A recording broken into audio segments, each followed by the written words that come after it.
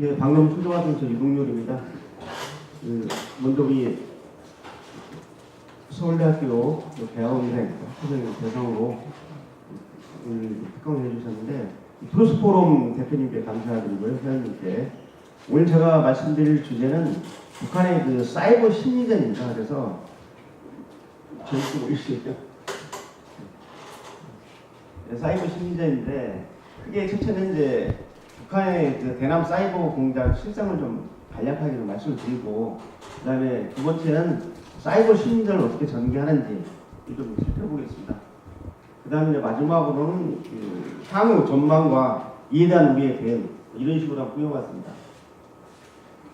제가 아까 우리 김은구 대표가 서두에 말씀하셨는데, 이게 녹화돼가지고 유튜브에 올라오기 때문에 만약에 제 강의 내용이 그대로 올라오면은 여러 가지 좀 민감한 부분이 있기 때문에 오늘 제가 가지고 있는 내용을 다 말씀을 못 드립니다. 그래서 어떻게 약속을 했냐면, 일단 트루스포럼에서 일단 녹화를 하고, 녹화 내용 중에 민감한 부분은 좀 빼고 편집을 해가지고 유튜브에 올리는 걸로 이렇게 얘기를 했습니다. 그래서 제가 자유롭게 말씀드릴게요. 먼저 이 북한의 대남 사이버 공작 결과를 말씀드리겠습니다. 지금 보통 이 사이버 이 공간을 이제 우리가 얘기할 때 북한이 보유하고 있는 무기 중에 이게 비대칭 전략이라는 게 있어요. 이게 이제 분사학적으로 말하면 비대칭 전략은 뭐냐면 자기는 가지고 있지 않는데 상대방, 적국이 가지고 있는 이 전력을 비대칭 전략이라고 합니다. 그래서 북한의 비대칭 전략은 핵이 있죠. 우리 대한민국은 핵무기를 개발하지 않고 있는데 북한은 핵을 가지고 있고, 또 예를 들어서 북한이 장거리 탄도미사일 시험 제공하면서 지금 무수단급 3,500km가 넘는 무수단급의 미사일도 보유하고 있거든요. 우리는 지금 보유하고 있지 않습니다. 그 다음에 생화무기, 북한이 생화무기를 한 2,500톤 정도 가지고 있는데 저희는 그 생화무기 보유하고 있지 않죠. 이러한 것들이 바로 이제 비대칭 전략인데, 그 중에 하나가 이 사이버 해킹 전략입니다. 우리 대한민국 사이버 강국이지만은 저희는 해킹을 안 하거든요. 근데 북한은 이 사이버 공간에 대해서 마음껏 해킹을 하기 때문에 이 사이버 분야도 바로 북한이 보유하고 있는 비대칭 전략 중에 하나입니다. 그 다음에 제가 이번 시간을 통해서 강조할 것은 바로 종국 세력입니다. 이 종국 세력은 우리 내부에서 북한을 추종하는 세력인데, 자, 지금 북한은 우리 내부에 북한을 추종하는 세력을 가지고 있어요, 종국 세력은. 그런데 북한 안에는 북한에서 대한민국을 동경하고 추종하는 종남 세력이 없지 않습니까?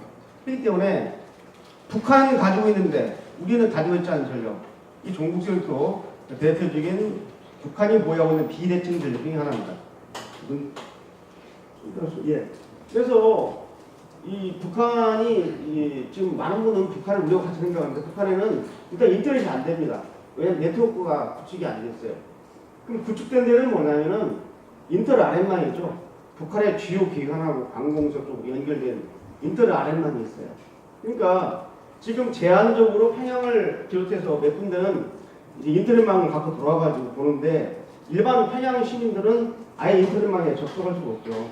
자, 그러면 이제 이런 경우가 있어요. 평양에서 7차 당대회겠다. 그래서 막 전 세계 한 200여 개 언론 기자들을 초청했습니다, 북한이. 그래서 이제 북한의 고통강 호텔이라든지 또는 고리 호텔에다 이제 갖다 놓고 쓰는데, 제한적으로 그 사람들한테는 인터넷을 허용합니다. 그래서 실시간으로 중계를 하니까 북한이 인터넷이 완전히 구축된 걸로 알고 있는데 전혀 그렇지 않습니다. 제한적인 공간에서 특수한 그 영역 대역에다만 주는 거죠. 그래서 일단 북한은 안 되는데, 북한에게 사이버 인프라는 형편없죠. 형편없는데 해킹 전력은 세계 4위입니다. 이거 제가 평가하는 게 아니라 미국의 CIA에서 해킹 전력을 평가하는데 1위가 어디냐? 미국이죠. 2위가 중국입니다. 중국. 3위가 러시아. 4위를 일부에서 일본이라고 하는 사람도 있고 북한으로 봐요. 그러니까 북한은 사이버 해킹 전력은 세계 4위 정도의 위상이 있을 정도로 강력하다, 이렇게 보시면 되겠네요. 네. 그래서 이제 이민재 북한이 이 사이버 쪽에 추진한 것은 김정일이나 이 김정은이가 사이버 관련해서 직접 내린 그 교시라든지 이제 방침을 보면 나타나 있습니다. 그래서 2013년 8월달에 한 얘기가 사이버는 핵 미사일과 함께 3대 이제 만민의 보험이라고 하는 거니까 2014년 6월 28일 날입니다. 이 김정은이가 어디 갔냐면은 북한의 그 사이버 전담 부서인 그 기술정찰국이라는 게 있는데 이 정찰총국 소속으로 있는데 기술정찰국이 평양시대 외곽에다 새로운 청사를 쳤어요. 이날 이 새로운 청사 사이버 공격을 전담하는 기술정찰국 청사를 이제 준공하는 날 직접 이제 여기 방문해가지고 한 얘기입니다. 그래서 적들의 사이버 거점을 밀수에 장악하고 무력화하라고 지시를 하는 거죠. 이러한 일련의 이제 김정일의 지침에서도 사이버 공간을 중요시하는 게 나타납니다. 아까 말했지만 북한이 사이버 공격을 전개한 이유는 뭐냐? 북한 정권의 목표인 우리 남한을 해방할 전함반도를 공격하겠다라는 그 대남 전략의 목표를 달성하기 위해서 이 사이버 공간을 이용하는 것이죠. 아까 말씀드렸지만 사이버 인프라가 최고 수준이고 또 저비용 고효율의 수단이기 때문에 그렇습니다. 북한이 지금 사이버 공격을 하면 그게 하나 더 나와 있는 오늘 주제인 사이버 선전선동, 사이버 심리전에 주력을 합니다. 사이버 공간을 활용해서 선전선동하는 거죠. 심리전 차원이고 두 번째는 사이버 공간에서 불법적으로 정보를 획득합니다. 해킹이에요, 해킹. 그다음 세 번째는 사이버 공간에서 물리적으로 테러를 하고 그다음 사이버 공간을 통해서 간첩 교신을 합니다. 교신. 그다음 마지막으로는 사이버 공간에서 외화벌이에요. 외화벌이. 읽어보시면 하나씩 좀 설명해 드릴게요. 그동안에 북한이 자행한 대표적인 것 2009년에 77 사이버 대란 이 북한이 디도스 공격을 했는데 백악관 홈페이지 그동안 말이 마비될 공격이기 때문에 아주 엄청난 사건이었죠.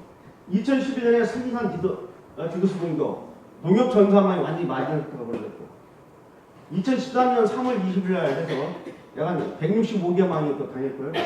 6.25 남친 전쟁 기념해 가지고 6.25 분별해서 청와대 홈페이지 완전히 이제 북한에 접수당하는 이들이 보여줬고 그다음 한수원 해킹, 하우리, 삼성 2000 작년 같은 경우는 정부 주요 군 장성 김관진 청와대 안보실장 휴대폰 및 군 장성 휴대폰 20여 개가 털려버렸어요.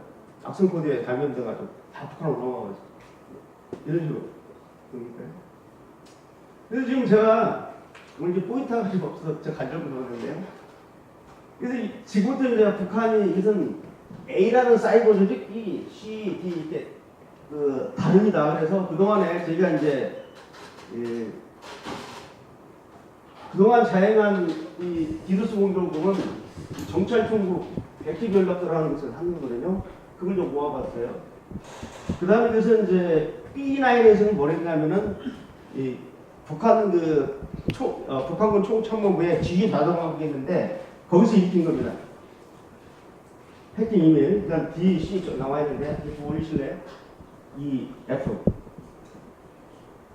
올리시면 나옵니다. 이래 사이버 심리는 통일전선 분야에서 주로 합니다. 단어하지만은 그다음에 사이버 간접 교신은 이제 문화교육이라는 부서인데 좀 넓은 설명을 드리겠습니다. 읽어보시죠. 그동안에 지금 북한이 자행한 한손 해킹이라든지 서울 지하철공사 풀렸죠. 서울 지하철공사에 하청업체를 틀었어요.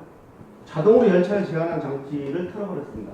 이게 무슨 말이냐면 이걸 털어가지고 여기다가 악성코드를 입력시키면은 서울 지하철공사에서 열차가 자동제어야 되는데 여기서 쉬고 또 출발하고 해야 되는데 이걸 갖다가 완전히 조작하면 뒤에서 그냥 추돌할 수도 있고 여러 가지 사태가 발생하죠.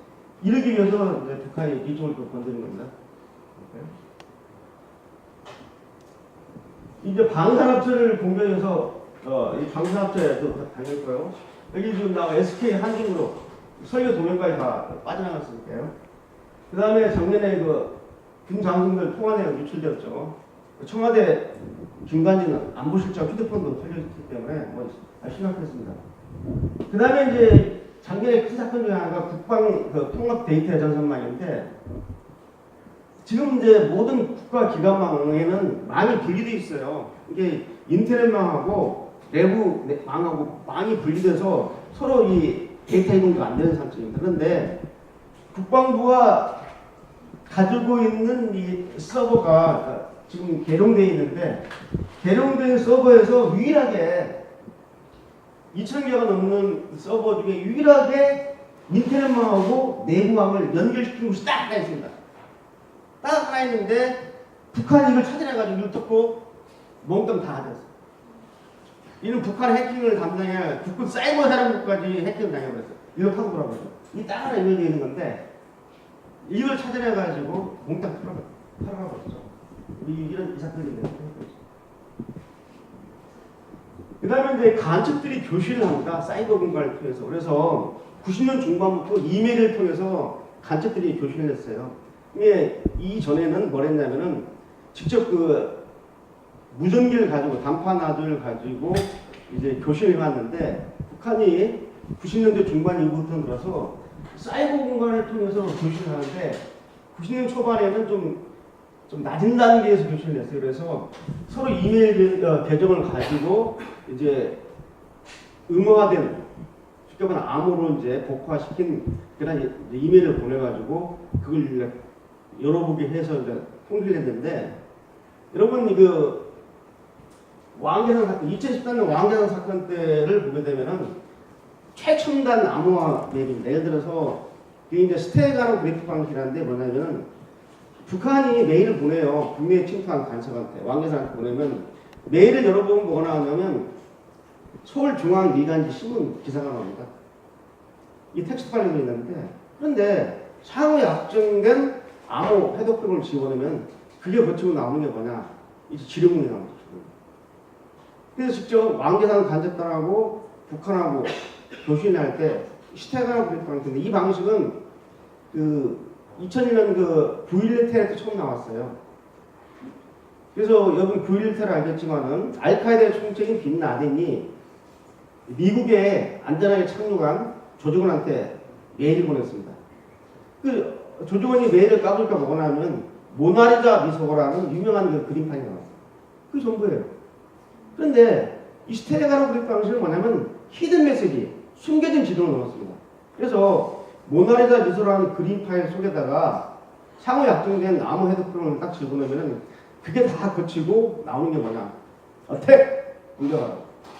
그 지령을 받고 9.11를 자행한 거예요. 그래서 이 스테가노 그래프 방식이 국제정보기관의 최초로 나온 게 바로 9.11 때입니다.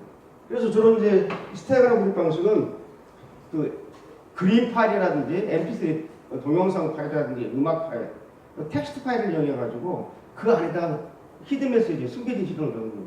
상호 약정된 암호 해독 프로그램 없이는 풀 수가 없는 거죠.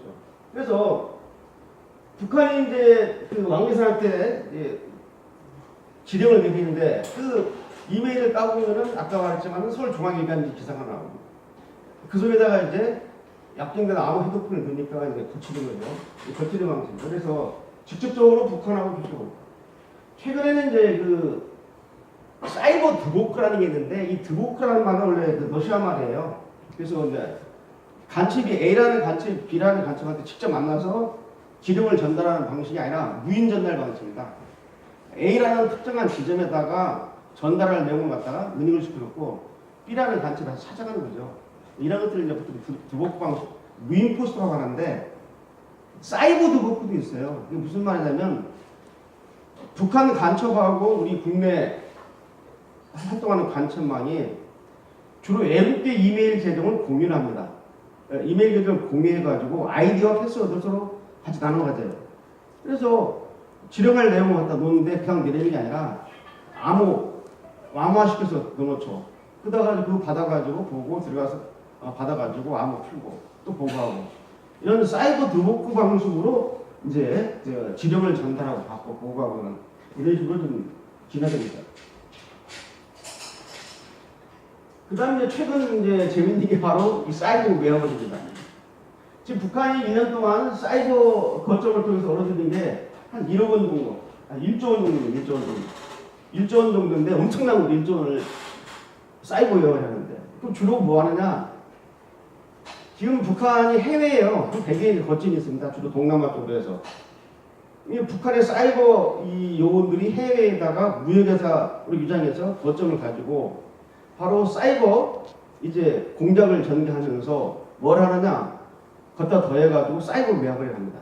주로 뭘 하냐면은 예를 들면 주요 그 도박 사이트 프로그램을 갖다 불법적으로 만들어줍니다.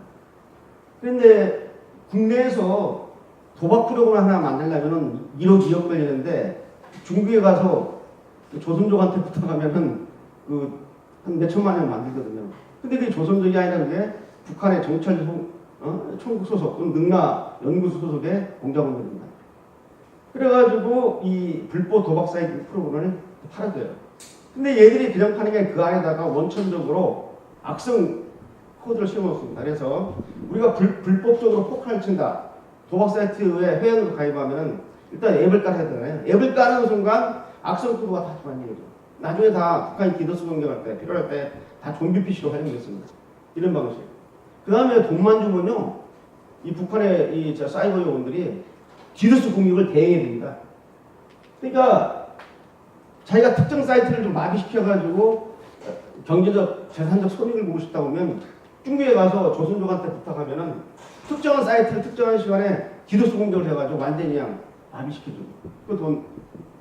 그 다음에 이제 뭘 하냐면 아예 그냥 이 도박 사이트가 돈이 잘 번다고 생각되니까 아까 국내 사인성 게임업자하고 협약을 맺어가지고 싼 값에 프로그램을 갖다 만들어주고 전체 금액 수익 금액을 6대4로 나눠서 먹습니다. 북한하고 국내 업자가.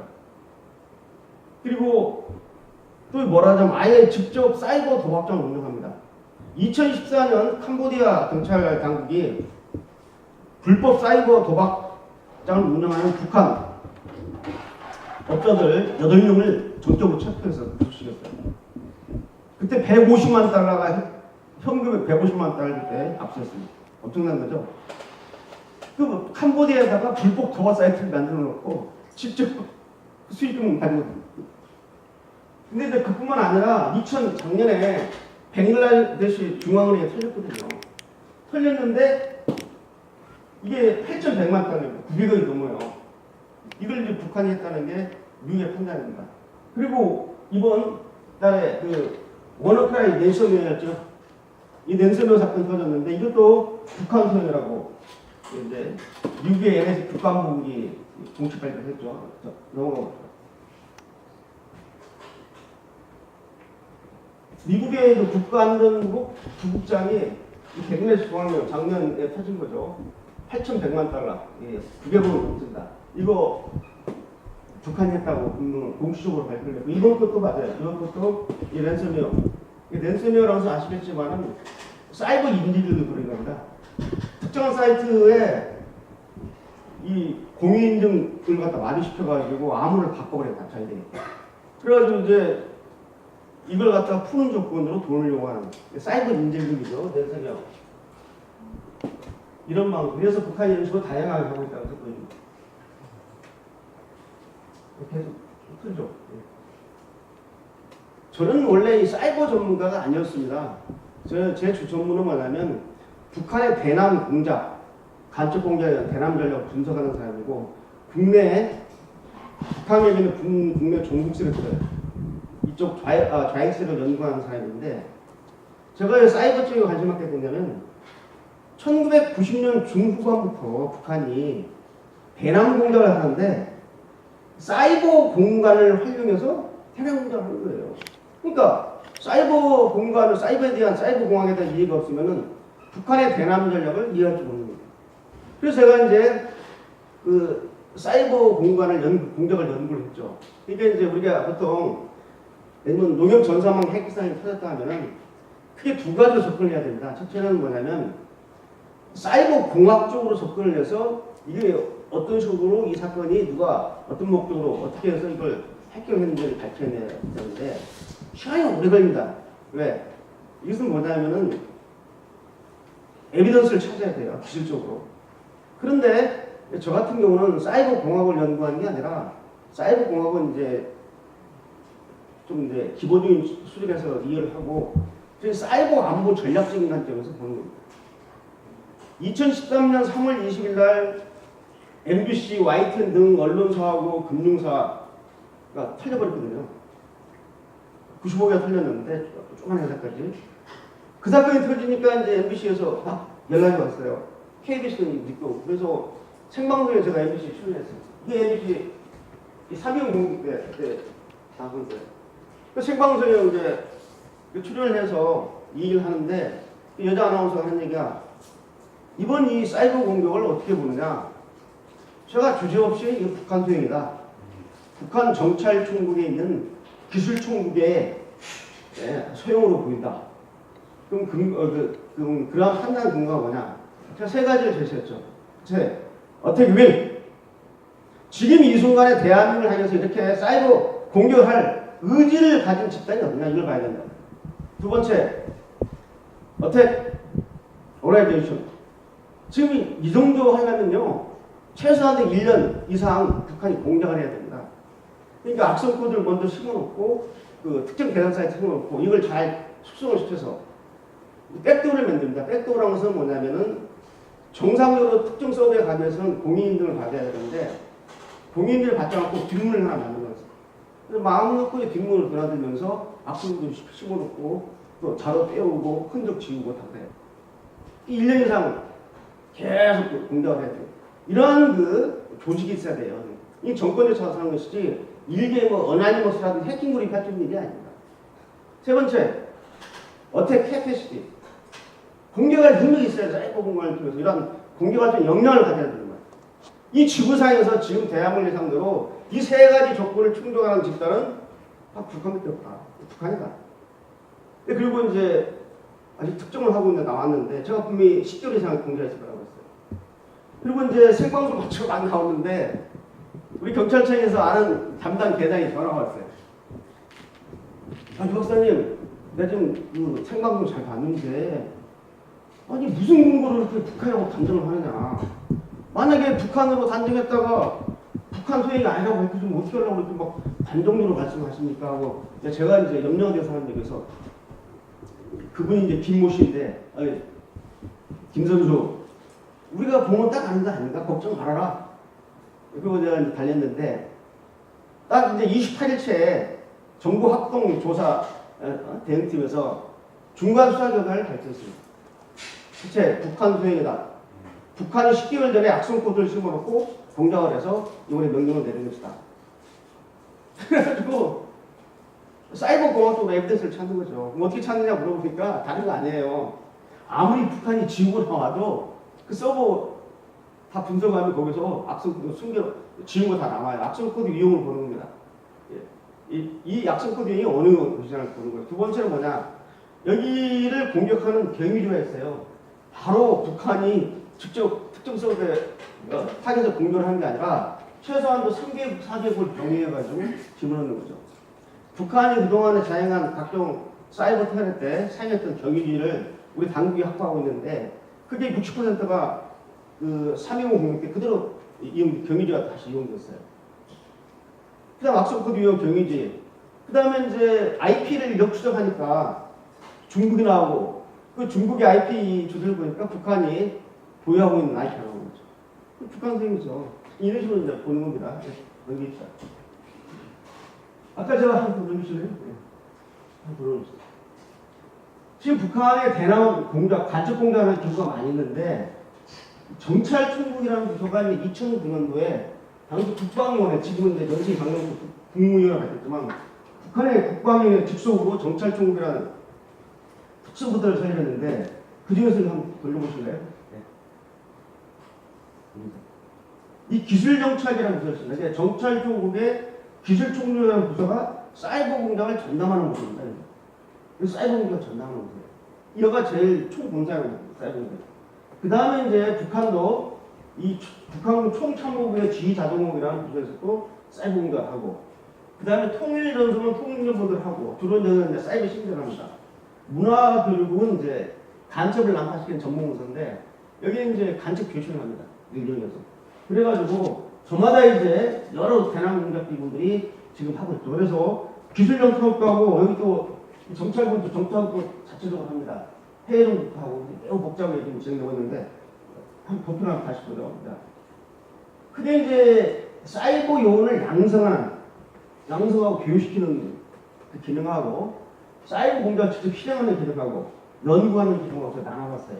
그래서 사이버 요원 양성은 이 김일성 군사 종합대학이라는 게 있습니다. 여기서 전문 용어 양성하는데 이쪽으로 가기 전에 어디서 양성을 하냐면 여러분 북한의 소학교, 우리가 초등학교나 북한은 이제 중학교하고 고등학교 합쳐서 고등중학교라고 해요. 5년 됩니다. 여기서 기본적인 그 사이버 인터넷에 대한 기본적인 교육을 시켜가지고 우수한 애들을 뽑아가지고 애들 졸업하면 다 이쪽으로 보내는 거예요. 이게 이제 유명한 미림대학 김일정치군사장인데 여기는 뭐냐면 평양시 미림동에 있다고 해서 미림대학이라고 해요.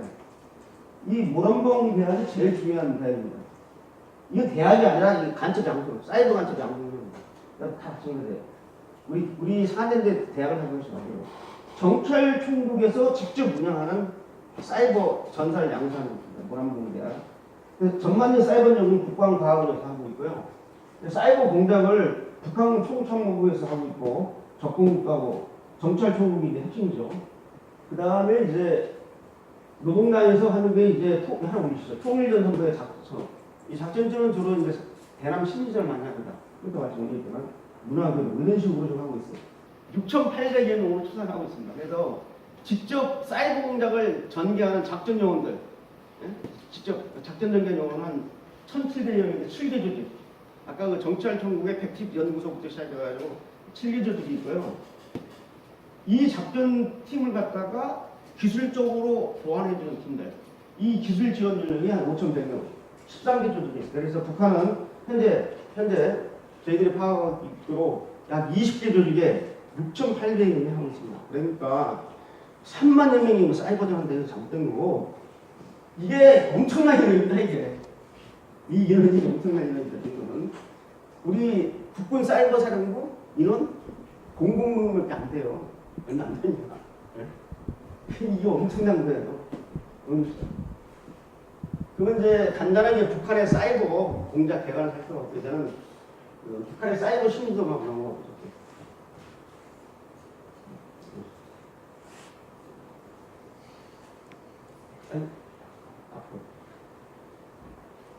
지금 이 사이버 심리전은 뭐냐면 적세 의식화의 수단이고 친구 의식화의 수단입니다.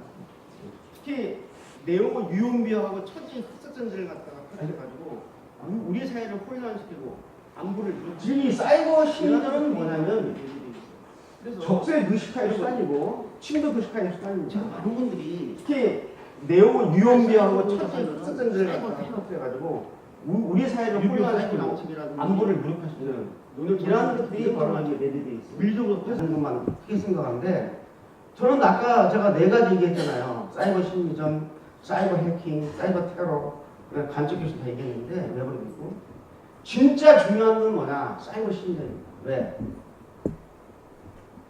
사이버 테러나 해킹은 눈으로 보이기 때문에 위험성은 아는데 서서히 우리 젊은 어린애들 아직 사물에 대한 가치 판단이 써있지 않은 중고등학생, 초등학생을 대상으로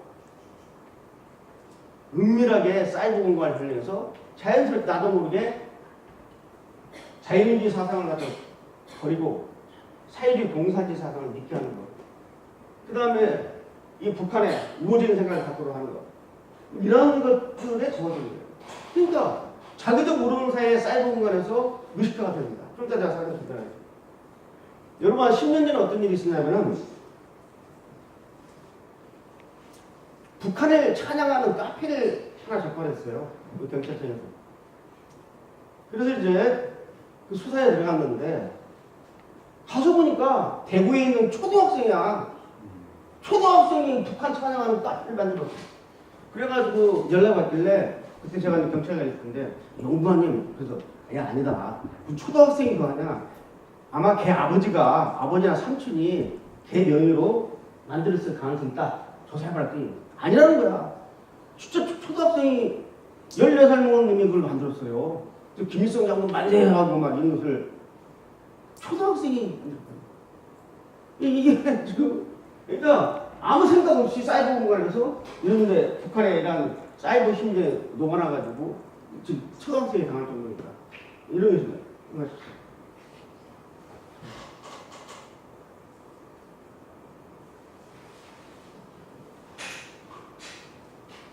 지금 사이버 심리전의 기조는 딱 네 가지입니다. 첫째, 반대한민국입니다. 반미국, 반자본주의, 그리고 친북한입니다. 북한 찬양, 짠북한, 찬양, 북한 찬양, 반대한민국, 반미국, 반자본주의. 그래서 북한이 사이버 공간에서 지금 지속적으로 지금 전개하는 각종 내용을 저희가 접해보면 그 네 가지가 돼요. 그러니까 이걸 갖다 그대로 국내 이 종국이라든지 일부 그 시민단체들 웹사이트에 이게 그대로 올라가 있어요. 실시간으로. 올라와가지고 막 확산, 트위터에서 막 전파되는 거죠. 그래서 반대한민국, 반미국, 반자본주의, 친북한이니까 얘네들이 지향하는 게 무엇인가를 분명히 알 수 있죠. 여기에 관련된 각종 유언비어, 악성 유언비어를 날조해서 퍼뜨려가지고 지속적으로 계속 선동하다 보니까 그냥 나도 모르게 의식하게 접하게 되면 그게 진실인 줄 알면 진실인 줄 알면 다 페이크 뉴스죠. 가짜 뉴스죠. 지금 사이버 시민전을 그 대대적으로 하는 데가 이 통일전선부입니다. 이 통일전선부의 작전처에서 사이버 시민전을 하는데 해외에 한 100일 사이트를 운영하고 있어요. 직간접적으로 운영하면서 SNS 계정이 트위터, 페이스북, 유튜브에서 한 1000여 개가 됩니다. 이걸 활용해서 무차별적인 다방면에 사이버 시민전을 전개하는 거죠. 그 내용은 다 말씀드린 그런 내용이죠. 지금 현재 좀 이 구국전사라는 사이트하고 우리민족끼리가 제일 좀 유명한 사이트죠.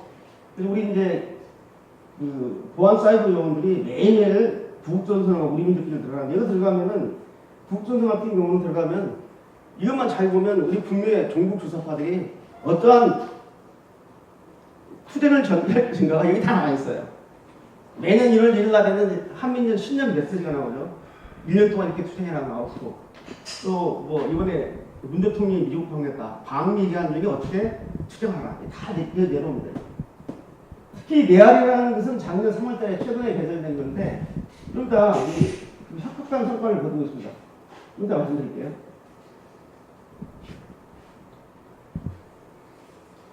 지금 이제 약간 이제 통계가 바뀌는지 모르지만 현재 162개 종북 웹사이트가 전설이 있습니다. 이 중에서 집중적으로 활용되고 있는 게 한 80여 개입니다. 사이트 이름만 있는 것도 있고. 그래서 북한이 지정하는 12개, 노동신문하고 내나라 등 북한이 지정하는 종북 웹사이트 12개.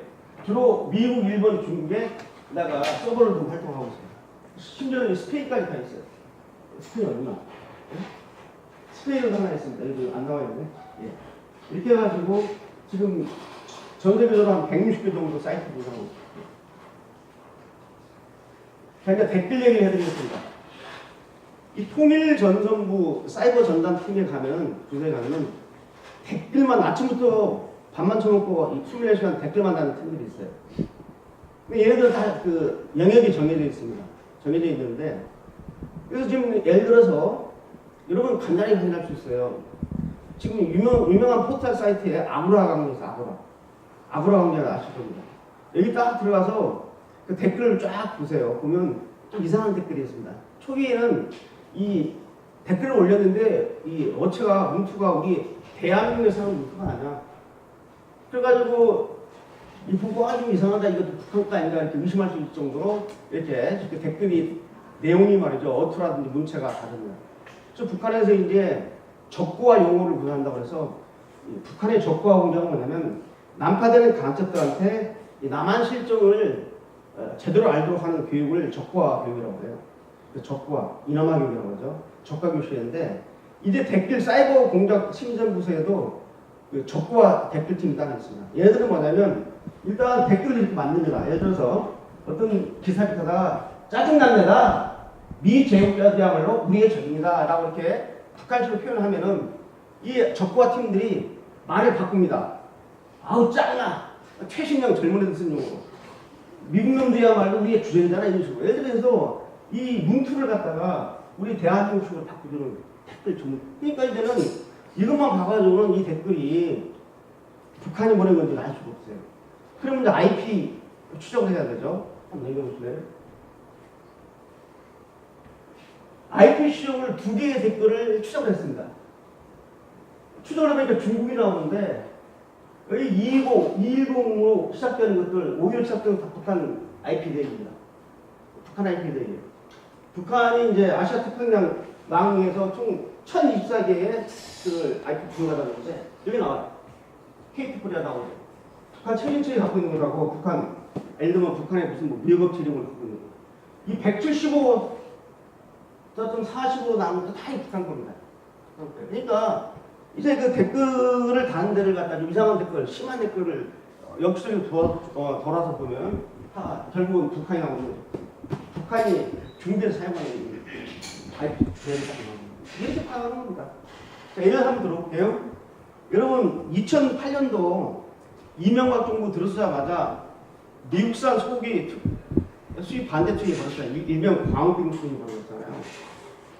그때 어떤 일이 벌어졌냐면은 심하게 이제 시위를 할 때 서울에 사는 김모 씨라고 40대 김모 씨가 휴대폰으로 문자를 하나 발송했어요.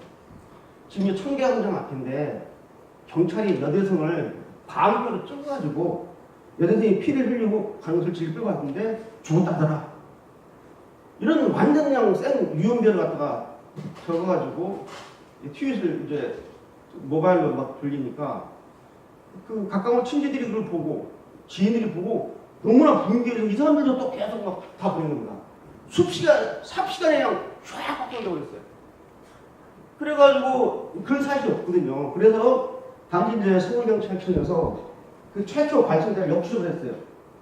추적해서 봤더니 서울에 사는 40대 김모 씨가 나와요. 그분을 연행을 했죠. 연행을 해서 네가 무슨 근거로 이러한 악성 위험비를 날렸냐. 위험비가 아니라는 거예요.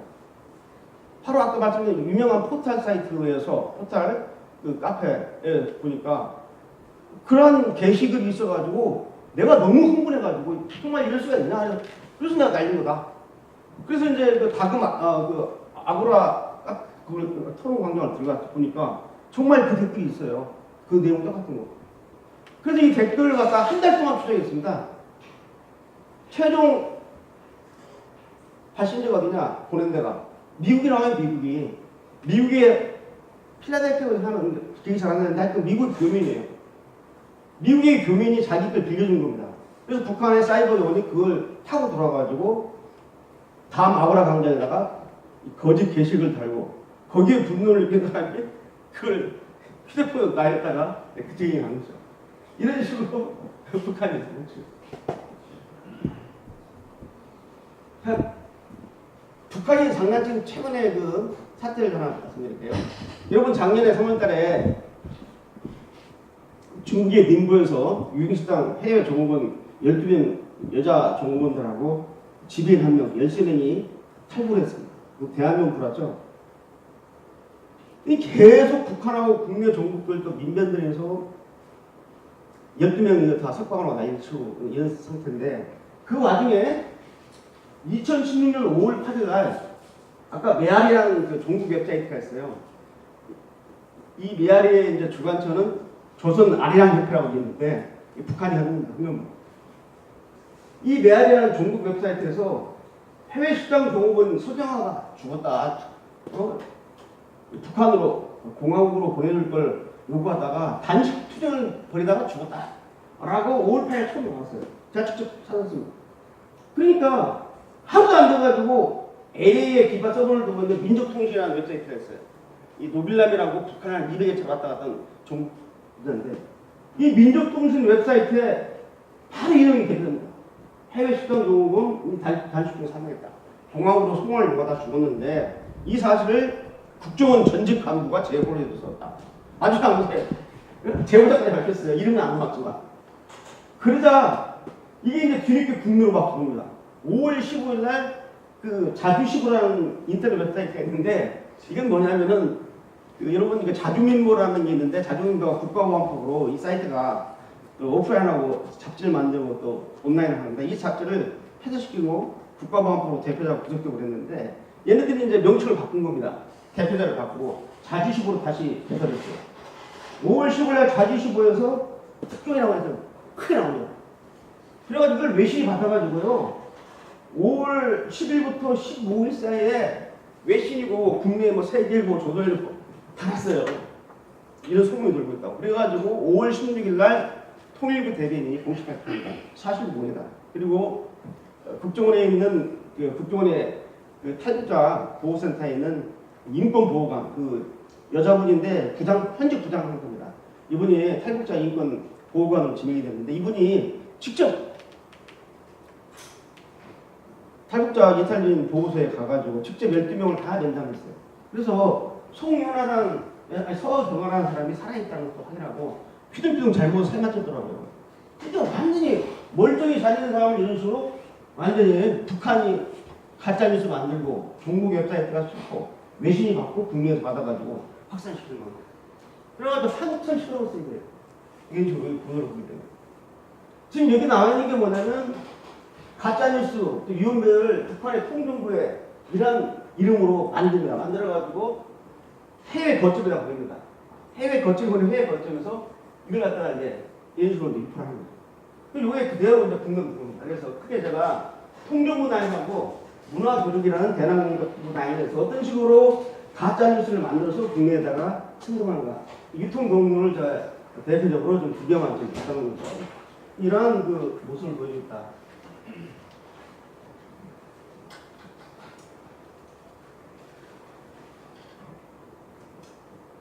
제가 이제 민감하게 2015년까지 우리 경찰청에서 사이버 보안활동 하면서 종북 웹사이트를 발견해서 차단하는 것을 좀 보여주는 겁니다.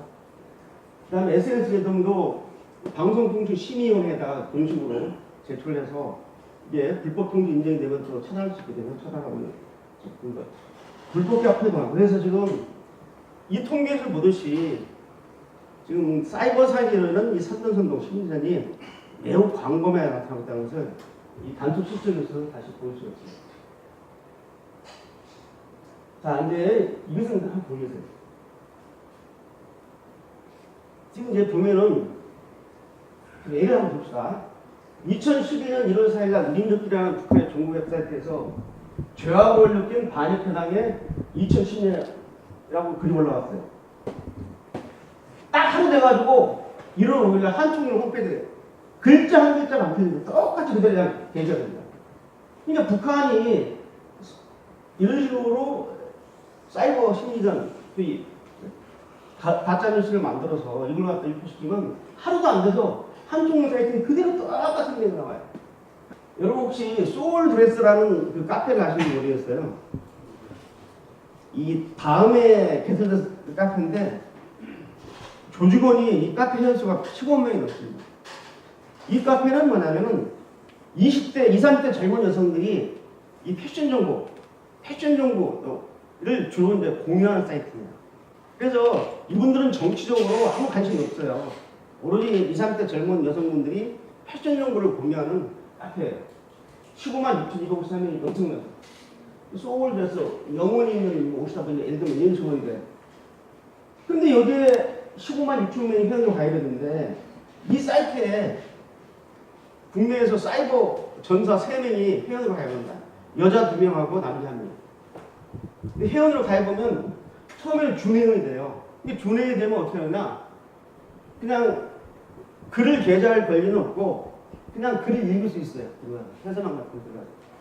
그런데 열심히 퀴즈를 풀고 열심히 방문하고 하면 점수가 올라갑니다. 그러면 빠른 시일에 정의가 될 수 있어요. 이 2명의 여자와 1명의 사이버 분이 이 퀴즈 문제에 맞춰가지고 정의가 됩니다. 정의가 되면은 이 게시판에다 글을 올릴 수가 있어요. 자, 이 3명의 여자가 어떤 일을 했냐? 여자와 한 명의 남자가 한번 넘겨보세요.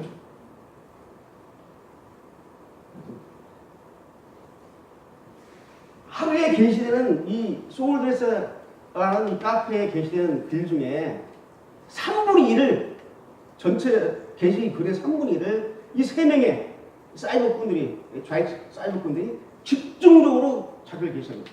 자, 소국이 개방되면 한국인들은 몇 년에 굶어 죽는다. 몇 년에 2008년인데 2017, 10년 됐는데 좀 소고기 먹다가 죽은 사람이 있습니까? 말도 안 돼. 사형선을 받는 거니까. 이거 보세요. 더 무서운 사실 알려드릴까요? 우리 한국 사람들은 민간 광우병에 걸려가는 게 크다는 거야. 전 세계 국민 중에. 이런 식으로 막. 당신도 5년이면 광우병이 발병해 사질 비틀며 죽어간다. 지금 2008년 이후에 사질 비틀며 죽은 사람이 있어요? 없잖아요. 애들이 이런 식으로 거짓 선동을 지속적으로 하는 거예요. 어떤 게시글 얘기 나왔어요. 자, 이 미국산 소고기 수입 반대 문제는 우리 문제뿐만 아니라 우리 어머니 아버지의 문제, 우리 자식들의 문제다. 이 미국산 소고기 먹으면 죽는다. 국민 생존권 차원에서 나와. 이런 식으로 매일 올리니까 이 서울대스 회원들은 원래 아까 말씀드렸지만 정치에는 관심도 없고 패션 정보, 미용 정보에 관심 있는 젊은 여성분들인데 이분들한테 이제 지속적으로 이게 들어와가지고 어떤 일이 벌어지냐. 자, 한번 보실래요? 2차례 모금 운동을 했는데 5천여 만이 거쳤어요. 그래가지고 한 개의 신문하고 계약을 신문에다가 미국산 소고기 먹으면 죽는다고 광고를 주는 거예요. 여기서 끝나는 게 아니라 오프라인 공간에서 어떤 일이 벌어지냐면 시청 앞마당에 가가지고 소울드레스라는 깃발을 딱 들고 한번 집회하면 보통 한 6, 700명이 모여요. 소울드레스 앞에 회원들이. 자, 이건 뭘 의미하느냐.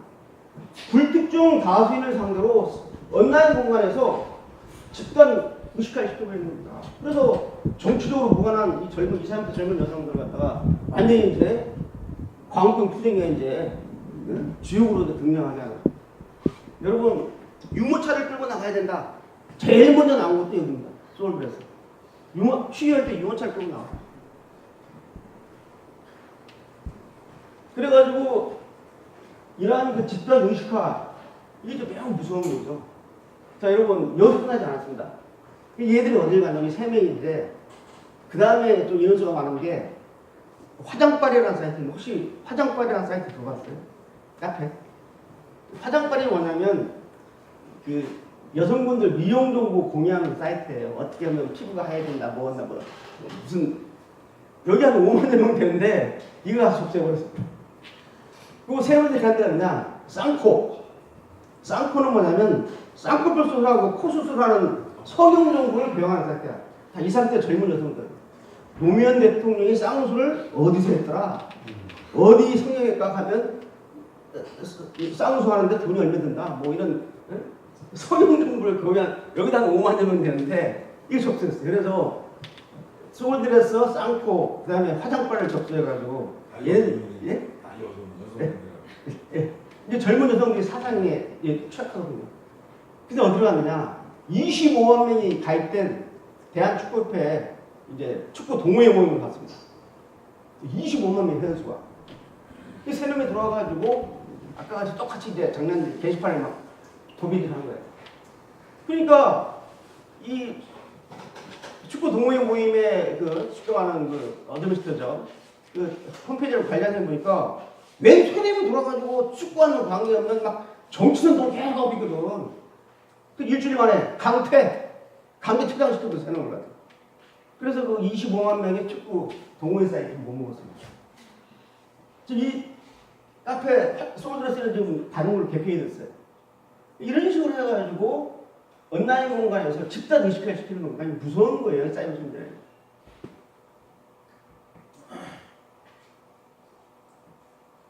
계속 있어. 여기 보시면 알겠지만 이제 북한의 사이버 침전의 특징을 말씀드리면 이걸 조건처럼 하거든요. 조건처럼. 무슨 뭐 어나니머스 정도 갖고는 안 되는 게 해커 그룹이 아니라 조건처럼에서 아까 어택 캐패시티, 어택 어라이제이션을 가지고 계속 공부하는 거예요. 10년 전담부서를 운영하니까 체계적으로 되는 거죠.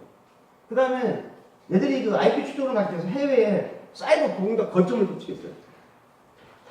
그래서 요새 이제 아주 예민한 내용은 예를 들어서 중국 단둥에 있는 북한의 사이버 거점에서 그 쉽게 말하면 이제 심리전 메일을 갖다가 또 내용들을 보내게 되면 아까 같이 세네 군데 경유를 해도 결국은 한쪽으로 들어가거든요. 찾을 수 있는데 이제 북한도 PC방을 이용합니다. 그러니까 이제 아주 간단한 것들은 아주 악성 코드 오빠 이런 거 해가지고 할 때는 자기들 거점에서 하고 IP를 막 혼란시켜서 하고 간단한 것은 이제 PC방 가가지고 중국에 있는 PC방 가서 그 가서 올리고 잡아서 쓰는 거예요. 그래서 추적하면 중국에 있는 PC방이 아니에요. PC방. 네? 이게 이제 북한 서양인을 갖다가 숨기로 하는 거죠. 계속 진화되고 있어요. 댓글이. 지나는. 그 다음에 사이버, 진화된 댓글 공세가 나오고 있고요. 이 온라인과 오프라인을 배합한다는 소리는 뭐냐면, 지금 현재 이제 온라인상에서만 해킹 공격을 할 수가 없어요. 우리는 이제 그 여러 가지 방어 장치를 통해서 방어막도 만들고 해가지고 장치를 취하기 때문에 이제 옛날같이 쉽게 온라인 공간을 통해서만은 악성 코드를 갖다 침투했고 자기들이 의도하는 것들을 얻을 수가 없고, 그 어떻게 하느냐? 이제 오프라인으로 배합을 합니다. 2012년 사례 한번 들어볼게요. 2012년에 서울에 있는 조모 씨가 이제 국가정보원하고 서울경찰청이 이제 합동으로 수사를 하는데, 조모 씨가 중국에 가서 사행성 도박 프로그램을 갖다가 하나 이제 받아옵니다. 이게 돈을 주고 싸게. 아까 말씀드렸죠. 이 정상적인 절차에 국내에서 특정한 도박 사이트를 만들고 또 프로그램 만들려면 2, 3억 드는데 중국 가면 5천만 원 안짝으로 해결돼요. 그래서 중국 갔더니 그 조선족을 하나 소개시켜줘가지고 이 조선족한테 이제 받아옵니다. 그래서 이제 사행성 도박 이제 프로그램하고 사이트를 구축을 했죠. 근데 아까 말했지만 그 조선족이 그 만들어준 사람, 제작자들은 조선족이 아니라 바로 북한 정찰총국의 요원들이었어요. 처음에는 몰랐죠. 나중에는 이제 북한 요원인지 알면서도 계속 이제 같이 이제 한 거죠. 그리고 돈도 6대4로 이제 나눠먹고. 그런데 기본적으로 이 악성 코드 안에 웹이 이 앱 안에 그게 다 악성 코드가 심어졌기 때문에 이게 다 좀비식이가 됩니다. 그래서 2013년 320 디도스 공격하고 6.25 남침, 사이버 남침할 때 그때 아까 말씀드린 이 도박 사이트를 다운로드 받아서 이용하는 사람들이 다 좀비 피시가 됐어요, 북한에. 이용해가지고 단지 공격한 거죠. 근데 더 이제 중요한 게 있는데, 3.20, 6.25 남침, 사이버 남침 시작됐을 때 정부 합동 대응팀에서 중간조사 결과를 발표할 때 뭐라고 했냐면, 이 IP, 악성 코드 이런 것들이 이제 여차저차해서 이걸 근거로 판단해 볼 때 북한성이다라고 하니까 기자가 질문을 해요. 그 악성 코드가 북한이 개발했다는 그 증거가 뭐냐? 그러면 7.7 사이버 대란부터 북한 소행으로 의심되는 사이버 대형 공격 때 우리가 획득했던 악성 코드 유형이 있거든요. 이걸 이제 러시아에 있는 그 보안 회사에서 그 악성 코드의 유형을 갖다가 킴스키 계열로 명명을 합니다. 유명한 캐스베라고 유명한데 거기서 킴스키 계열이었는데 이제 국제 사이버 보안 업체에서 킴스키 계열이라는 것은 북한에서 만든 악성 코드 유형을 말합니다. 그런데 그걸 안 믿어요. 근데 당시 이제 거기 기자회견에 나와 있던 모 부서 중간관가 나와서 이것을 입증할 수 있는 자료가 있는데 이것은 보안상 알려줄 수 없다고 기자회견을 마쳤는데, 바로 그 보안상 알려줄 수 없다는 게 뭐냐? 아까 말씀드린 2012년에 중국에 가서 정찰국 애들하고 계속 거래하면서 이제 사행성 도박 프로그램을 계속 업데이트를 하고 이걸 정찰을 하고 있는데, 얘가 중국 가서 하루는 북한 요원이 USB를 하나 전달을 하면서 여기에다가 악성 코드를 깔아놨어요. 요걸 좀 유포시켜달라, 국내에 가서. 그래서 오프라인상에서 USB를 받아가지고 국내 와서 유포를 했는데 2,700여 업체가 감염됐습니다. 인천공항공사도 감염이 됐어요. 근데 인천공항공사는 그 사전에 악성 코드가 들어오면은 사전에 탐지하는 기능이 있어서 사전에 발각해서 삭제했기 때문에 이제 무사했는데, 만약에 그게 통과됐으면 비행기가 이제 이렇게 되는 거죠. 내리다가 오르다가. 그때 직접 북한 공작원한테 받아온 USB 안에 들어있는 그 악성 코드 유형이 뭐냐, 앞에 거 빼고 뒤에 리설트가 펌입니다. 그 악성 코드 유형 이름이. 이게 바로 3.20 공격하고 2013년 6.25 사이버 남침할 때 서버 속에 숨겨져 있던 거 찾는 거 다 삭제했지만 찾는 악성 코드하고 이런 온라인상에서 찾는 악성 코드하고 오프라인상에서 받아온 거하고 딱 일치하거든요. 완전히 북한 소행이라는 것이 여기서 입증이 됐는데 이걸 이제 공개할 수가 없었던 거죠. 그래서 북한이 그동안에 가지고 있던 악성 코드를 약간 변형을 시켜요. 변형을 시키기 때문에 이제 그 변형된 것을 갖다 힘쓰기 기회가 멀리 이게 하는 거죠. 그래서 지금은 이제 이 신전도 온라인과 오프라인을 대합하게 되어 있습니다. 그래서 지금 중국하고 북한이 연결해서 사이버 신문을 하게 됩니다. 지금 북한의 사이버 신전의 표현은 아주 많습니다. 허위 정보, 역정보, 흑수점들 해서 남남 갈등이 보조되죠. 결국 국민 분열이도 사용하는. 여야 간의 정치적 갈등을 갖다 중복시켜가지고 정치 혼란이 오고 또 종북 좌파들하고 특정 세력들을 갖다 공화 활동을 결국은 공모하게 됩니다.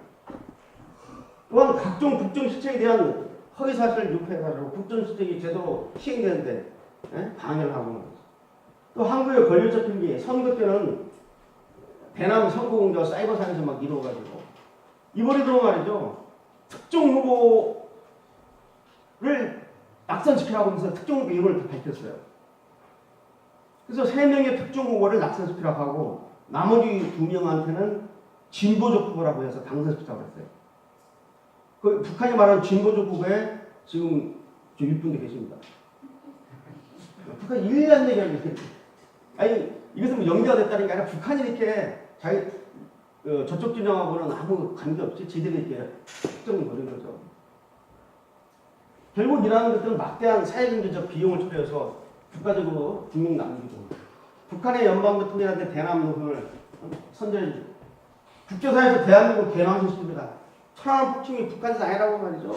지속적으로 대남 신전하고 국내 종북단체들도 북한이 아니라고 하고 국제사회에서 대한민국 망신시키는 낮장을 쓰고 있고 결국은 이러한 것들은 바로 자유민주주의를 무장해시키고 북한 김정은 정부를 결국은 이제 정당화해주는 이러한 그 폐해를 갖다 연출합니다. 향후 전망하고 대응하겠습니다. 지금 이제 많은 분들이 이런 얘기 합니다.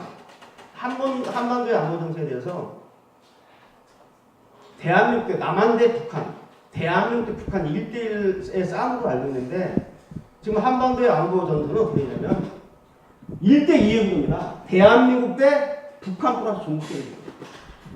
앞에 있는 북한 우리가 견제를 그나마 좀 하는데 이 종북 세력은 문의는 대한민국 국민인데 국적은 대한민국 국민인데 조국이 북한이에요. 우리 뒤통수에다 이 겨누고 있거든요. 때때로 지금 싸움이 자꾸 1대1에 대한민국 대 북한 1대1에 싸우면 안 돼요. 1대2에 싸우는 하고 있는 겁니다. 이런 어려운 국면에서 지금 진행되고 있다고 말씀드려요.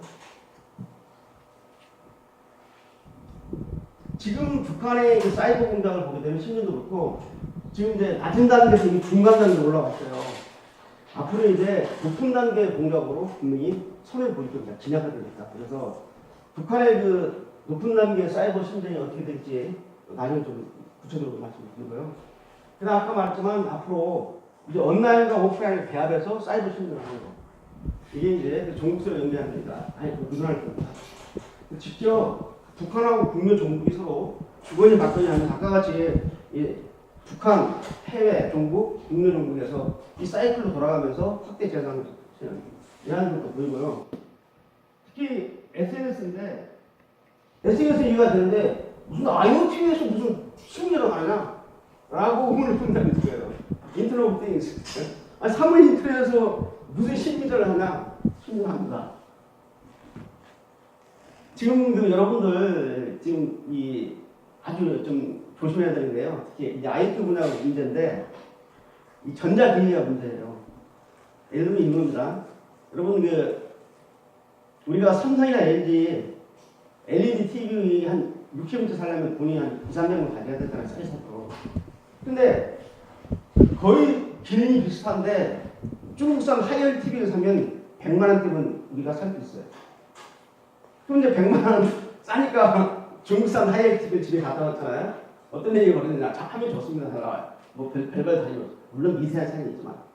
그런데 원천으로 이 중국에는요. 전자기기에다가 악성 코드를 다 심어놔요. 이게 자기들이 불특정 다수한테 넘어갔다가 이 하이얼 TV가 자기들이 생각하는 타겟한테 넘어간다고 하면은 그때부터는 가동을 시킵니다. 집 근처에서 봉고차 성으로 가동시키면 집안에서 일어나는 모든 일을 다 볼 수 있어요. 어떤 일을 다 보지. 지금 여러분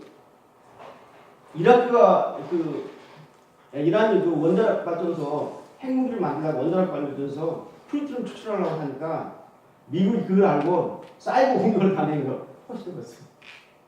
그거 어떻게 된지 아세요? 그 원자력 발전소에 납품된 IT 기기 안에 원천적으로 미국이 심어놨어요. 납품도 심어놓고 계속 보다가 자, 그래서 지금 어떤 문제가 발생하느냐. 자, 예를 들면 원자력 발전소를 칩시다. 그럼 원자력 발전소를 해킹하겠다. 그러면 온라인상에서 접근해서 이 원자력 발전소 중앙 제어망에 접근해서 해킹 상당히 어렵습니다. 불가능해요. 힘들어요. 지금 워낙 방어력자 가지고 있기 때문에. 그럼 이걸로 불가능하다고 하면 안 됩니다. 가능합니다. 어떻게 하냐면 네 가지 방법이 있죠. 첫째는 뭐냐면 북한의 특수대원이 직접 원자력 발전소에 그 방호장치 출전차를 끊고 들어가서 중앙 전산망 제어망에 접근해서 악성품을 입히는 방법이 있어요. 근데 이것은 어려울 겁니다. 왜? 북한 특공대가 그 아주 복잡한 그 방어술을 갖추는 원자력 특급 보안실에 1급 보안실에 접근해서 들어가기 힘들어요. 그러면 그 다음은 뭐 하느냐? 내부 협조망입니다. 그러니까 원자력 발전소의 중앙 제어망에서 근무하는 특정인을 타겟으로 삼아가지고 포섭하는 거예요. 포섭 방법은 빚만 마련해서 돈을 줍니다. 돈을 줘서 요거 갖다가 딱 하나다. 요거 갖다가 중앙 제어망에다 같이 집어넣기만 해라. 위에 있으면 꽂아놓은 거 제가 다 해준다. 그리고 돈 낸다. 아니 여자 좋아하는 사람한테는 미인을 써가지고 협박이었어. 이제 안 되면요. 그 집 아들내미를 갖다 납치해버립니다. 이거 전파 안 시키면 네 아들 죽여버리겠다. 예를 들면 극단적으로 말하면 여러 가지 방법을 통해서 내부 협조망을 갖다가 구축해서 그를 통해서 하는 거예요. 온라인 오프라인을 배워야 되는 거죠. 연결은 되면 이제 해양 데스크에서도 조정이 가능합니다. 그 다음 이제 세 번째 상징적인 경우는 이겁니다. 지금 우리 그 국가기관망도 보는데 국가기관망의 그 네트워크 장비라든지 서버라든지 이런 것들을 갖다가 유지 보수해주고 상시적으로 업데이트 시키기는 협력을 필요했습니다. 자, 뭐 하울이다가 뭐다가 이 많은 업체들 있잖아요.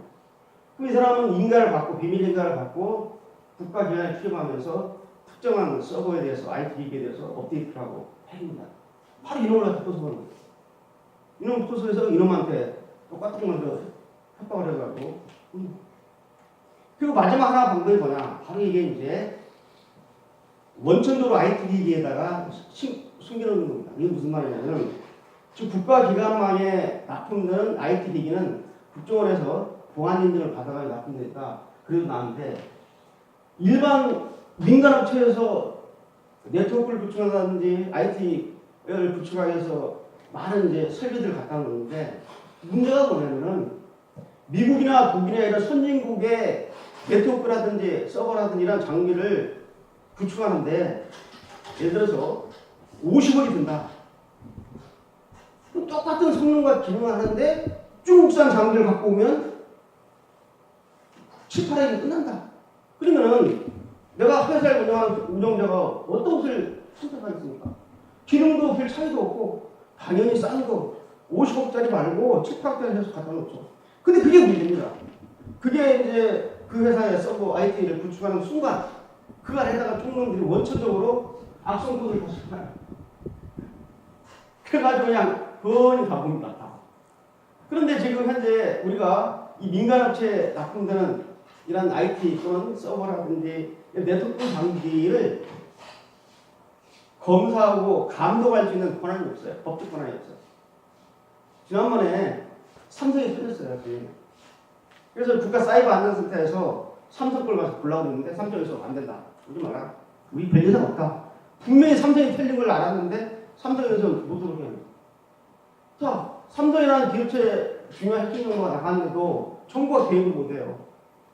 이게 형사상으로 어떤 범죄 혐의가 있다면 압수수색을 받아가지고 보면 되는데 그럴 수 없어요. 안전사고인데.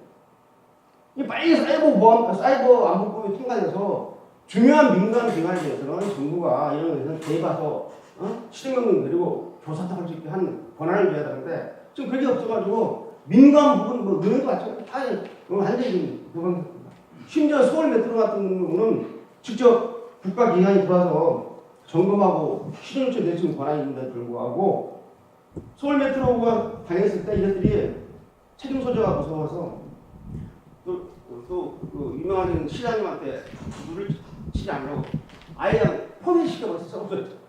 절대로 포맷시키면 안 되거든요. 사이버 해킹 방법 그대로 놔둬야지 거기서 악성코드 찾아내고 다 찾아내는 건데 그걸 포맷시켜가지고 국가 사이버 안전센터에서 가서 보니까 아무것도 못 걸렸어요. 그래도 서울 메트로를 갖다가 규제할 수 있는 법적인 거 없어요.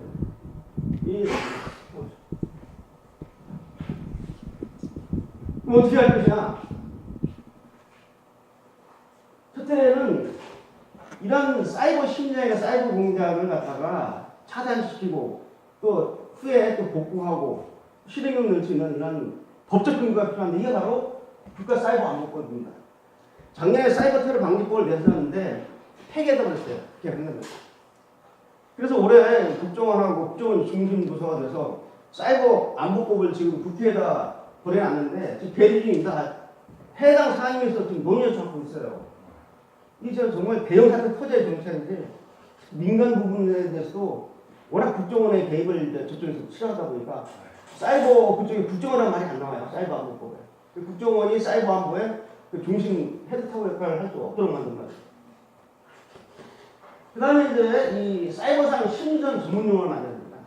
사이버 심리전에 대응할 수 있는 전문용어를 교육 양성시키는 효과가 좋더라고요. 이제는 우리가 사이버상에서 북한하고 사상전을 해야 됩니다. 북한이 A라는 공격을 취하면 A라는 공격을 해줄까? 그걸 맞받아칠 수 있는 대응전이 개발해서 사상전을 해야 돼요. 이게 온라인에서 우리가 밀리면 오프라인에서 밀게 돼 있어요. 사상 그 다음에 이제 사이버 대항 심리전. 사이버 대항 심리전을 해야 되는데 문제가 뭐냐면은 북한이 우리가 같이 인터넷을 운영하고 있으면 우리도 북한 주민 상대로 북한 인터넷 해킹하는데 여러 방법으로 북한 상대로 사이버 심리전을 대북 사이버 심리전을 펼치면 되는데 북한 아까 말했다시피 아예 망구치기 안 되기 때문에 소위 우리가 대충적으로 공격할 수가 없어요. 그래서 이제 심리전을 하는데 어떻게 해야 되느냐. 여러분 보세요. 이 사이버 공간은 국경선이 없어요. 우리가 북한 공격을 한다, 대내 공격을 한다, 해외 공격을 한다고 할 때 오프라인에서는 분명히 국경이 있고 연결이 있지만은 이 사이버 공간에는 국경, 시간이라는 게 없어요. 그러니까 북한이 우리 국민들을 대상으로 사이버 심리전 공작을 막 댓글 공작을 하고 게시 공작을 하고 있을 때 이 내용이 허위라는 것을 우리도 댓글을 달아가지고 우리도 대항 심리전을 해야 되는데 이걸 지난번 국정원이 약간 잘못해서 정치계의 모의를 부르켜가지고 난리 나왔습니다. 신정무사 해체하라고. 그렇지만은 이 국가는 해야 돼요. 그래서 해외 교포를 대상으로 우리 국내 국민들을 대상으로 허위 사실을 유포하고 하는 것에 우리 가만히 있으면 안 된다. 우리도 맞대응을 해줘야 돼요. 그래서 역사이버 심리전을 해야 된다는 것을 제가 말씀드렸고요. 특히 이제 관이 나서면은 아까 같이 여러 가지 정치적 오해받기 때문에 민간 차원에서 사이버 심리전을 펼칠 수 있는 이런 민간단체의 구축이 필요합니다. 그래서 블루아이스라고 해서 사이버 안보 감시단 같은 데서 지금 그런 역할을 하고 있는데 이런 민간 차원에서 직접 북한에 대항해서 자유롭게 대항 심리전도 하고 우리도 댓글도 하고 하는 일이 필요할 것이다 하고 그걸 말씀드리고요. 그 다음에 원천적으로 북한의 사이버 심리전을 차단할 수 있는 것. 차단할 수 있는 이런 법적인 문제, 근거가 필요한데 문제가 뭐냐면요. 지금 좀 이따 바로 뒤에 나오는데 법적으로 엄청난 제한이 있어서 제대로 차단할 수가 없어요. 이러한 상황에서 이만큼 이제 사이버 공간을 자유롭게 안전하게 만드는 것은 정말 탁월한 대한민국의 운명입니다. 넘겨볼까요?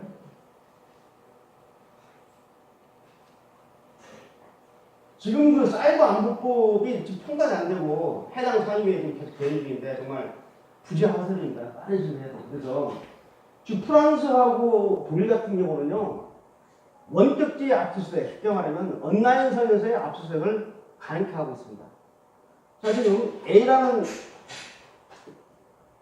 사이버 테러 조직과 사이버 해커 조직이 우리 국내를 상대로 계속 자료를 빼나오고 있단 말이야. 그러면 거기에 대해서 직접 영장을 발부받아가지고 거기 가서 압수하는 게 아니라 사이버상에서 압수를 하도록 이 법제가 프랑스 독일은 돼 있어요. 우리는 안 돼 있거든요. 형사소송법이나 통신비밀보호법 개념에서 이걸 해야 돼요.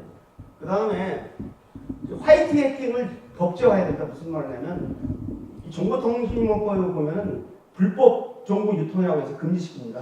예를 들면 우리 특정한 부서에서 해킹을 통해서 특정한 범죄 집단에 대해서 그 내용을 뽑아오면요, 원론적으로 해석하면 불법 정보 유통에 해당됩니다. 불법입니다. 그런데 우리는 무기는 이해하고 있는데 이것도 화이트 립은 온라인상 정당한 정보 수집에 대해서 법제화할 수 있는 근거가 있어야 돼요. 지금 대한민국만 이런 게 없어요. 미국이랑 이미 다 이거 더 인정하고 있거든요. 마음껏 보잖아요. 마음껏 다 도청하고 미국 같은 데. 아, 죄송합니다. 도청이 아니라 감청. 도청은 활용하면 안 되겠죠. 그 다음에 그 외국인 정기통신 사업자들이 비협조입니다. 지금 현재 다음이나 네이버 메일 사용하면은 수사기관에서 본다라는 잘못된 것들이 막 퍼져가지고 많은 사람들이 지금 지메일이라든지 외국계 메일 계정을 이용합니다. 외국계 메일 계정은 뭐가 문제냐면 수사협조가 안 돼요. 어떤 경우가 있었냐면은 A라는 특정 그 대상 인물이 북한과 연계하면서 안보위 활동을 하고 있기 때문에 A가 지금 이메일을 통해서 나누고 있는 이메일의 통신 기록이라든지 통신 자료를 획득하기 위해서 우리 수사기관이 그 입증해서 법원에서 합법적인 영장을 받아왔어요. 그래서 서울에 있는 이 구글 한국에 가가지고 영장을 제시하면서 내놓으라, 자료 내놓으라 거부합니다. 이 서버가 어디냐면 미국 본사에 있어요. 구글은. 그럼 미국 본사에 보내려고 해서 그래서 이것도 영문으로도 번역을 해가지고 미국으로 보냈습니다. 법원 영장까지 다 합쳐서. 미국이 한 20일 만에 세탁이 오는데 협조할 수 없다. 미국 그 통신업자들은 한국의 국가안보 뭐 관심 없어요. 아무 관심 없어요. 왜 우리가 도와주냐. 고객 보호해준다. 그래서 제가 이제 한 얘기가 뭐냐면 아니 대한민국 와서 제가 전기통신사하고 하면서 돈 버는 구글이 대한민국 국가안보를 위태롭게 하는데 여기 협조를 안 해준다면 우리도 법적으로 이러한 사업자에 대해서는 규제를 할 수 있는 법적 근거를 만든 거예요. 그래야지 애들이 우리 말 듣지 않는 거예요. 자, 그런데 방법이 좀 이제 뭐냐면 그럼에도 불구하고 구글이 협조해줘야 되는 사안이 한 4개 있어요. 첫째는 미성년자 매출 문제. 이 문제에 관련된 것이라면 바로 협조해줍니다. 두 번째, 마약 밀매와 관련되는 이런 이메일 그렇죠? 세 번째, 테러 집단 테러리스트에 관련된 거. 기타 또 하나 있어요. 이 4가지 사안에 대해서는 실시간 아니지만 빠른 시일 하루 정도만 바로 잘 와요. 그래서 이제 보통 우리 같은 경우는 테러 쪽으로 예를 들면 이 A라는 대상자가 테러리스트다. 테러 유발할 수 있는 그래서 봐야 된다고 하면 바로 도와주는데 대한민국 국가보안법상 뭐 국가안보 간수활동에 의심자이기 때문에 착동스러워요. 다 하거든요.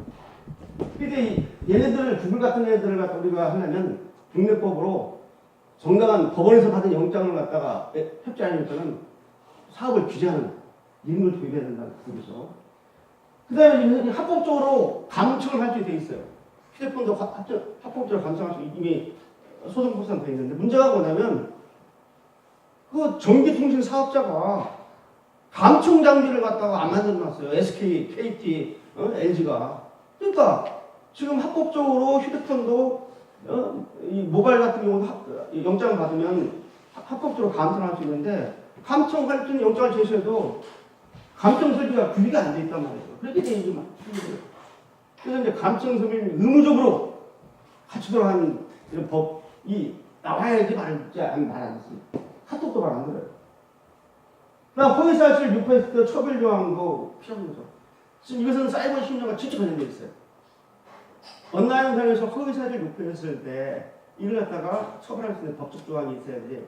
지금 국가보안법으로 하고 있는데 국가보안법으로 아주 힘듭니다.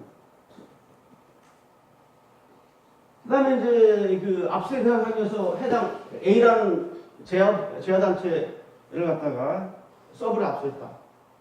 압수는 뭡니까? 다 삭제해버렸는데 최소한 6개월 이상 몇 개월 이상 보관할 수 있도록 이 조항을 만드는 이러한 것들이 있어야지 사이버 공간에서 우리가 안정적으로 사이버 공간을 어디든 북한의 대남 사이버 침대를 막을 수 있는 겁니다. 그래서 우리가 자유롭고 건전한 안전한 사이버 공간을 영위하기 위해서는 북한의 대남 사이버 공작 등을 비롯한 이 공작을 막아야 돼요. 여기까지 해서 일단 강의를 마치고요. 질문사항이 있으면 제가 답변을 해드릴게요.